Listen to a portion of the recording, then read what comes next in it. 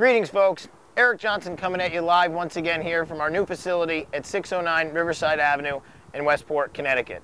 As you can see behind me, we're filming outside once again this week because of the beautiful weather. And I mean this time for real. Last time seemed to be just a tease, and we've just had a couple great days of some beautiful springtime weather that no doubt will have a significant effect on bumping those water temps up and really get the fishing season for 2009 underway.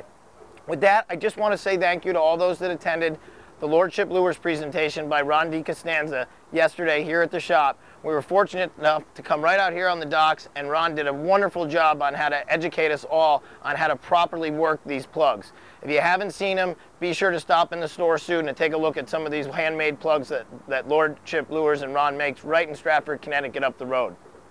We want to give you also a heads up about next weekend. Although the weather is still getting good, there's still some seminars that you should take advantage of. Next week, June 2nd, Saturday, we're fortunate enough to have Ryan Sansucci, Captain Ryan Sansucci, from Hush Fishing Company, based out of Rhode Island.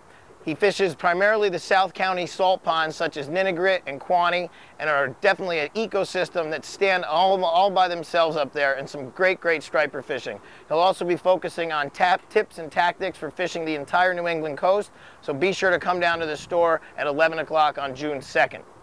With that, we want to give you a couple points on what to do to hopefully increase your catches here in the spring for the striper fishing. One of the things we want to talk about is why to use certain colors at certain times of the year. The springtime is always a great time to focus on light colors. Whether in flies or soft plastics, we really like white, olive, chartreuse, and that is for a very specific reason. The specific reason that we want to go over today is that the pigment in most of the fingerling baits that spawn in areas like the Saugatuck River and eventually get flushed out begin very young. And the pigment in their skin does not fully evolve until they get to an older age. Therefore, their bellies are very white.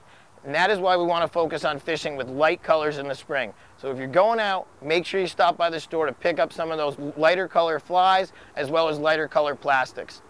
The first bait that we will see to that point are sand eels. We haven't seen any yet, but places like Campo Cove and the Mill Pond should definitely start to produce these fingerling baits sooner than later. So you can either use the sand eel imitations that we have from Gulp, as well as some of Pete Viviano's sand eel imitations, as well as Eric Peterson's.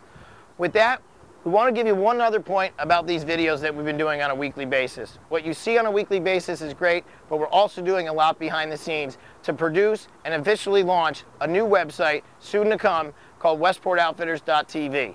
This will be a hands-on site, a how-to, where-to, why-to site to help you guys and gals catch more fish. So keep abreast of that, and we'll give you the weekly updates to tell you when those are going to come.